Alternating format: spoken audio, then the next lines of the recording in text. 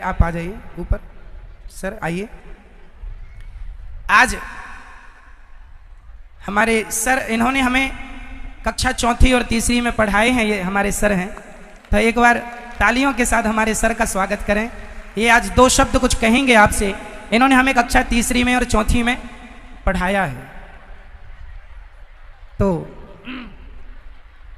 इन्होंने दो लाइनें लिखी हैं, वो आप सुन लें। इसके बाद फिर उन दानवीर महा आपको ईश्वर ने लायक बनाया है, तो आइए, पीछे कार्यालय लगा है, आप जरूर अपना नाम लिखा कि ईश्वर ने 1000, 2000, 5000, 1 रुपए भी देने लायक बनाया है। तो आप जरूर अपने दिए सहयोग से आप जरूर इन वृद्ध माओं की सेवा कीजिए।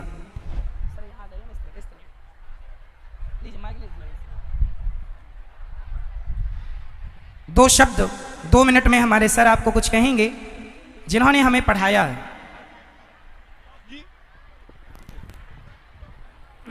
मैं बिना किसी लाग लपेट के इस मंच के माध्यम से आप लोगों से अपनी बात कहना चाहता हूं। ये जाने आप, चाहे चढ़ लें हम हिमगिरी को, चाहे आकाश को छू लें, पर जिस पर निर्मित ये भव्य भवन, उस बुनियाद को हम न भूलें। और हर व्यक्ति की बुनियाद उसके माता पिता होते हैं। हमने आम को खाया, प्रशंसा आम की करते हैं, आम रूपी फल की, आम मीठा है। लेकिन इसके पहले भी उस वृक्ष की प्रशंसा करना चाहिए जिसने उसको पैदा किया, वो वृक्ष।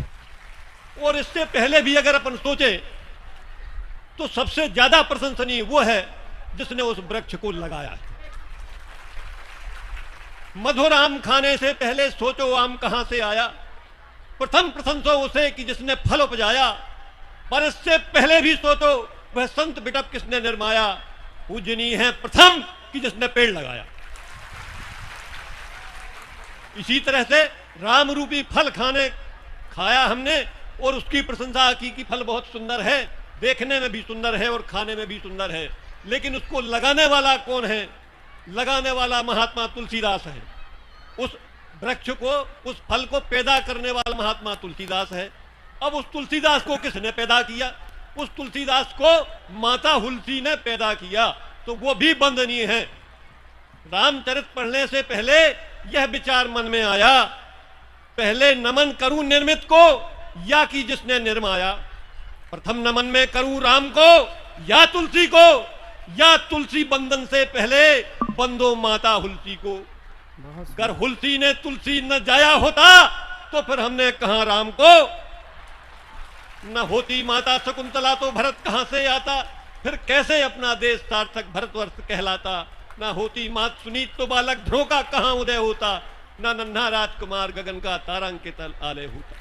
न होती जीजा भाई अगर तो शिवा न जग में आता, निज देश धर्म की रक्षा का फिर कौन पहाड़ उठाता। न होती अंजनी माई तो फिर हनुमान कहां से आते, संजीवनी ला द्रोणागिर से लक्ष्मण को कहां जला पाते। तो उस माता को पूजना आपका सर्वथा परम कर्तव्य है। अपनी बात थोड़ी संक्षेप में कहते हुए अंत में यह कहना चाहूंगा कि मां के पास सबसे बड़ी चीज जो होती है वो है मां की ममता। और यह मां की ममता इतनी कीमती होती है, मां की ममता को पाने को, आदर्श मनुष्य दिखलाने को ईश्वर धरती पर आते हैं, नारायण नर बन जाते हैं। कभी अवध धाम श्री राम हुए, कभी गोकुल में घनश्याम हुए, कभी कौशल्या गोदी तल में, कभी यशोदा के बक्षस्थल में करते ये नितनो बाल केल। बढ़ती ममता की अमर बेल, कभी कौशल्या गृह क्रंदन में, कभी यशोदा के उखल बंधन में, कभी बड़े यशोदा की कौशल्या की फटकार सही, यशोदा की छड़ी की मार सही, यशोदा की धेनु चरावन को केशव जाते कुंजनवन को, मां की आज्ञा परिपालन को श्री राम गए घन कानन को। और मातृ भक्ति की अतुल शक्ति से इन्ने दुष्कर धनुष दले, मां की ममता की छांव तले बेखटके जीवन नाव चले। ना किसी धनुष का दांव चले, पलने से शिशु के पांव चले, वह परम सत्य की ठाव चले। ओ भले मनुष्य की संतानो, मां को ही देवी मानो, मत पूजो कंकड़ पत्थर, जो है ममता की मूर्ति मुखर। उसका पूजन अर्चन कर लो, कुछ पुण्य लाभ अर्जन कर लो, नरजीवन का सर्जन कर लो। जननी की सच्ची सेवा से संकट विकट टले तो टले, मां की ममता की छांव तले। और इसी संदर्भ में अंत में यह कहना चाहूंगा कि जिनकी माताएं वृद्ध हैं, अगर वो सेवा नहीं कर सकते, अन्य कोई उनकी सेवा करता है, जैसे गौरी गोपाल सदन में वृद्ध माताओं की सेवा होती है, उन वृद्ध माताओं की सेवा और उनका हम सम्मान करें। और भाई हमारे पास है तो मुक्त हस्त से दान करें। वृद्धा मां की सेवा से तुम्हारा घर परिवार फूले और फले, मां की ममता की छांव तले बेखट के जीवन नाव चले। धन्यवाद। बहुत सुंदर।